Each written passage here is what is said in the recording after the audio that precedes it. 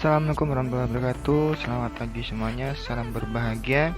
Semoga selalu sehat di sana. Dan kita selalu berdoa agar pandemi COVID-19 ini agar cepat mendapatkan vaksinnya dan kita bisa menikmati kembali kehidupan yang normal. Amin ya rabbal alamin. Baik, untuk video pada kesempatan kali ini saya akan membahas ataupun akan mengupas sesuatu hal seperti yang sudah saya share ini di slide. Itu ada yang judulnya tidak boros tapi uang selalu habis. Berikut cara menghemat uang bulanan yang efektif. Oke, bagi kalian yang boros ya. Bagi kalian yang boros, nanti kita akan bahas ini. Oke, langsung saja. Untuk sebelumnya silakan memberikan subscribe, klik subscribe dan klik like, lonceng dan share dan juga komen agar nantinya apa yang menjadi titik tanya bagi teman-teman semuanya itu bisa kita coba bahas lagi, bisa kita kupas lagi apa saja tips-tipsnya agar nantinya kita menemukan solusi dari permasalahan yang kita hadapi. Oke. Di sini kita mungkin bertanya-tanya ya, mengapa uang kita per bulan yang kita dapatkan itu selalu habis, padahal kita tidak membeli apapun. Kemudian kita mencari-cari cara menghemat uang bulanan yang efektif agar kita bisa menggunakannya pada bulan berikutnya. Namun lagi-lagi uang kita dapatkan ataupun yang menjadi pemasukan kita tuh habis gitu saja.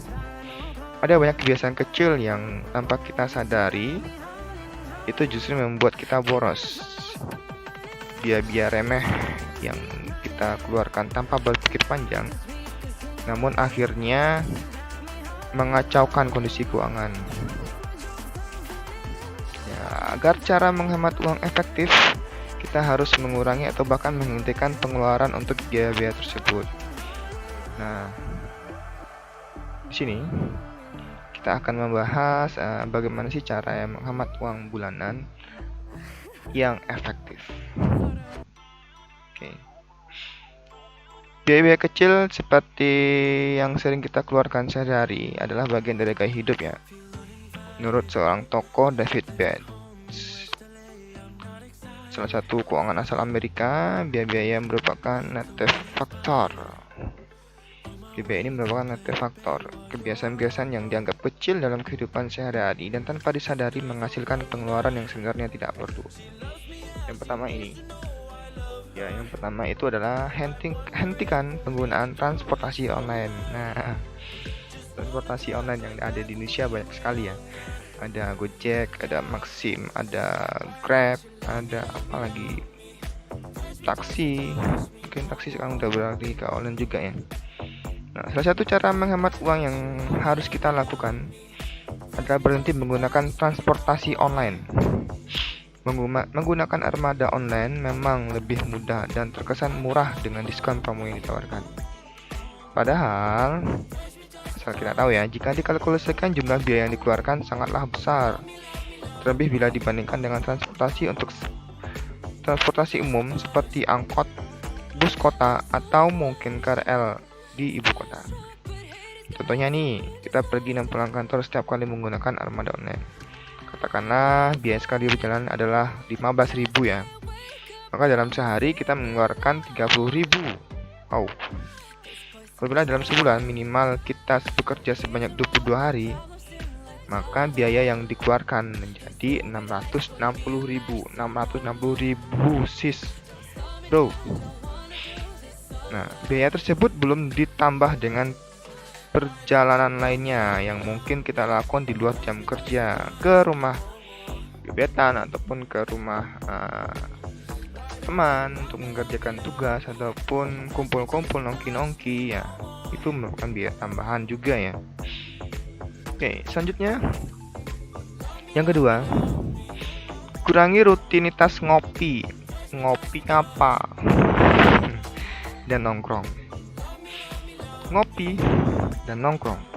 Bagi penikmat kopi, sehari tanpa secangkir kopi mungkin akan terasa berat. Meski berat, tidak ada salahnya berpikir ulang mengenai rutinitas satu ini. Apalagi bila kita terbiasa menikmati kopi di kafe atau kedai kopi.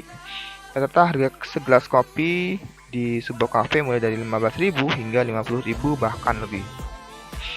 Jika hanya sekali dilakukan memang tidak masalah ya.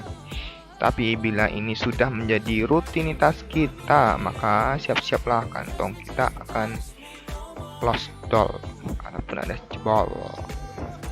Anggap saja kita membeli kopi seharga 20.000 nih, 20.000 ya kopinya. Setiap hari saat kita bekerja, maka dalam seminggu biaya yang kita keluarkan itu sebesar 100.000 seminggu, bro.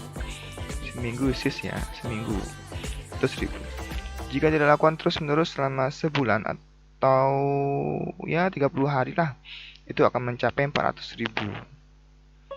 Kemudian bila sepulang kantor dan hari libur ada agenda rutin nongkrong bersama rekan kerja, uang kita bisa habis hingga 1 juta hanya untuk ngopi dan nongkrong. Padahal pemasukan kita mungkin 3 juta kayaknya, 3 juta, 2 juta mungkin habis. 1 juta mungkin habis dengan 2 juta lagi. Oke, kita akan selanjutnya. Bila memang sudah ketagihan, lebih baik kita meracik kopi sendiri agar hemat, ataupun mungkin beli kopi di warung yang 500 rupiah ataupun 1.000 rupiah seranteng bisa dapat 30.000 kan lumayan, bisa menghematnya. Kebiasaan merokok itu adalah hal yang harus kita perhatikan juga, karena nantinya bisa merokok yang menghambat cara menghemat uang ini itu sangat-sangat ya bisa kita bahas lagi ya, ini kita bahas lagi ya. Merokok itu merupakan kebiasaan yang sudah mendarah daging di masyarakat Indonesia. Meski bisa dibilang manfaatnya hanyalah kepuasan semu belaka, harga rokok bervariatif mulai dari belasan ribu hingga di atas 22.000 per bungkus. Mungkin sekarang bisa sampai 25.000 ya per bungkus. Jika sehari menghabiskan satu bungkus rokok dengan harga 22.000, maka dalam sebulan kita menghabiskan uang sebesar 660.000 untuk rokok saja.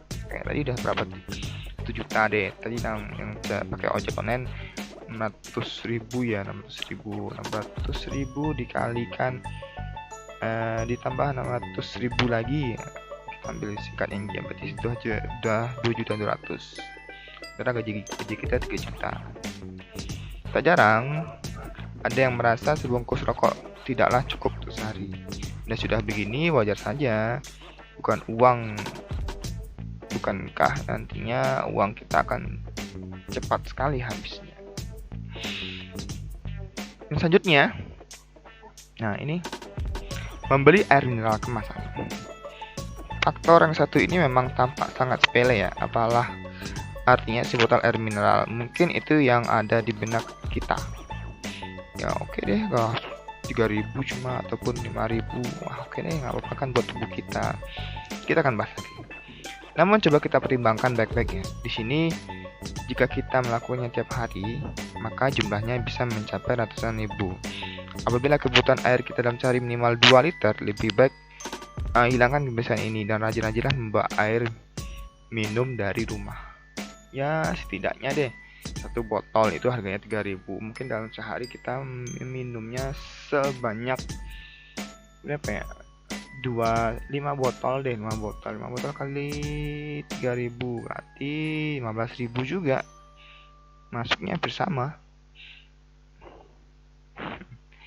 Oke, itu ya. Selanjutnya, cara menghemat uang dengan mengurangi jajan. Sesekali memanjakan sesekali ya. Jika kita memanjakan diri kita sendiri dengan membeli makan keluar ataupun memanjakan lidah kita, itu boleh-boleh aja sesekali ya. Kita garis bawahi sekali dan kita bikin Ctrl B ataupun di bold itu sesekali itu boleh.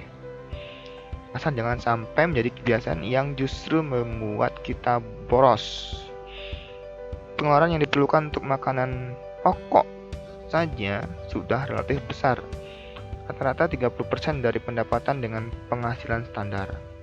Jika ditambah dengan jajan aneka makanan ringan di luar, tentu pengeluaran akan semakin besar. Terlebih kita sering khilaf deh membeli beragam jenis jajan karena merasa harganya murah. Itu ya, teman-teman semuanya, peserta didik semuanya. Jadi tips-tips tadi yang saya sampaikan tadi perlu kita cross check lagi, kita introspeksi diri lagi, apakah sudah sesuai dengan pengeluaran kita ataupun pendapatan kita utamanya.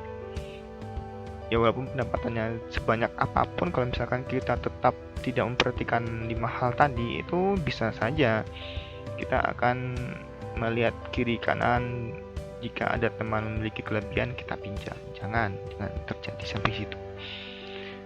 Baik, terima kasih bagi teman-teman semuanya, bagi Bapak Ibu guru semuanya, bagi peserta didik semuanya. Jangan lupa untuk mengklik subscribe dan like dan membagikan atau membesar kepada teman-teman yang lain agar nantinya tips ini bisa bermanfaat, agar kita selalu hemat dalam memiliki sebuah pendapatan. Sekian dari saya. Wabillahi taufiq wal hidayah. Wassalamualaikum warahmatullahi wabarakatuh.